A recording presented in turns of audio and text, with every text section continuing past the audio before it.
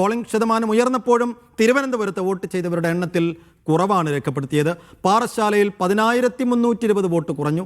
നെയ്യാറ്റിൻകര 8,534, കഴക്കൂട്ടത്ത് 8,243, നേമത്ത് 7,265 വോട്ടുകൾ കുറഞ്ഞു. 10 മുതൽ 14 വരെ വോട്ടിംഗ് ശതമാനം കൂടിയ മണ്ഡലങ്ങളിലും വോട്ടിന്റെ എണ്ണത്തിൽ കുറവുണ്ടായി. പി സഫ്വാനാണ് വിശദാംശങ്ങളുമായി ചേരുന്നത്. സഫ്വാൻ, ഈ പോളിംഗ് പെർസെൻറ്റേജ് കൂടുമ്പോഴും വോട്ടെണ്ണത്തിൽ കുറവ് വരുന്നത് എന്തുകൊണ്ടാണ് സഫ്വാൻ?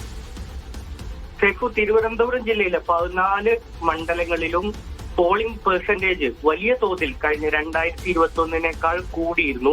ആ മണ്ഡലങ്ങളിലെ മിക്ക മണ്ഡലങ്ങളിലും വോട്ടിങ്ങിന്റെ എണ്ണം പരിശോധിക്കുമ്പോൾ വലിയ രീതിയിലുള്ള ഒരു കുറവ് നമുക്ക് കാണാൻ കഴിയുന്നു. SIR തന്നെയാണ് അതിന്റെ പ്രാഥമികമായിട്ട് വിലയിരുത്തുമ്പോൾ നമുക്ക് മനസ്സിലാക്കുക. തിരുവനന്തപുരം മണ്ഡലം മാത്രം എടുത്താൽ തിരുവനന്തപുരം മണ്ഡലത്തില് 45,000-ഓളം വോട്ടുകൾ 2021 അപേക്ഷിച്ച് ഈ തെരഞ്ഞെടുപ്പിൽ കുറഞ്ഞിരുന്നു.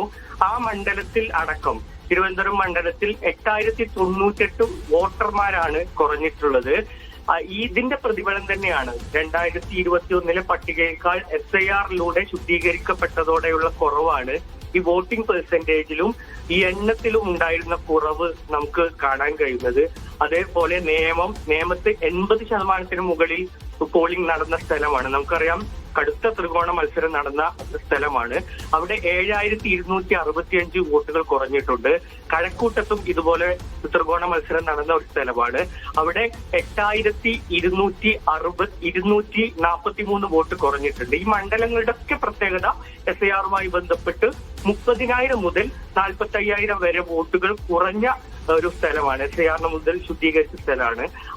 അതിന്റെ ഒരു പ്രതിഫലനം തന്നെയാണ് നിലവിൽ കാണാൻ കഴിയുന്നത്. ഇതിന്റെ ഒരു വിലയിരുത്തലേക്ക് വരുമ്പോൾ ഇത്തരത്തിലുള്ള വോട്ടുകൾ കള്ള വോട്ടുകളായിരുന്നോ, ഇരട്ട വോട്ടുകളായിരുന്നോ, അതോ അർഹതപ്പെട്ട ആളുകളെ SIR മുഖേന ഒഴിവാക്കപ്പെട്ടോ എന്നുള്ളൊരു ചർച്ചയ്ക്ക് കൂടി വഴിവെക്കുന്ന കണക്കുകളാണ് ഏതായാലും പുറത്തു വന്നിട്ടുള്ളത്.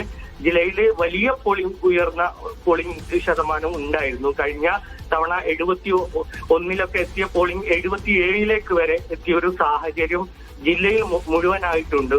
ആകെ അന്തിമ കണക്ക് വന്നിട്ടില്ലെങ്കിലും 6% പോളിംഗ് ഉയർന്ന സാഹചര്യം തിരുവനന്തപുരം ജില്ലയിലുണ്ട്.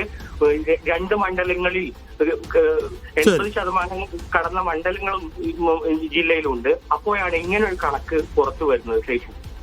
ശരി.